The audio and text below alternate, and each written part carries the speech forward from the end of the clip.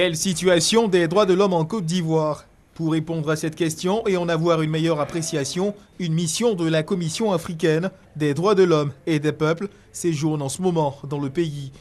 Au menu de ces activités, une série d'échanges avec les autorités nationales.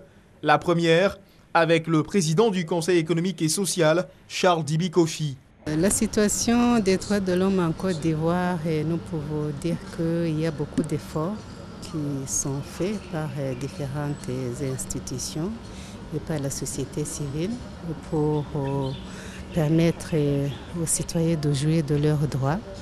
Nous avons constaté qu'il y a beaucoup de mesures qui ont été mises en place, et notamment législatives, beaucoup de stratégies, beaucoup de programmes pour permettre aux citoyens de jouir de leurs droits socio-économiques et culturels, des droits politiques aussi.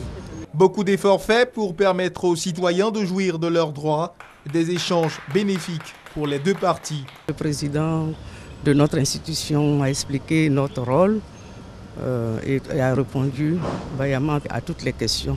Nous avons rassuré la Commission africaine de la prise en compte de la dimension humaine, de la prise en compte des droits de l'homme en Côte d'Ivoire après quand même la crise que nous avons vécue.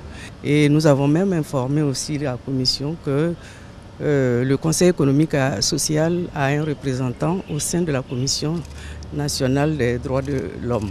La Commission africaine des droits de l'homme et des peuples a été inaugurée le 2 novembre 1987 à Addis Abeba en Éthiopie.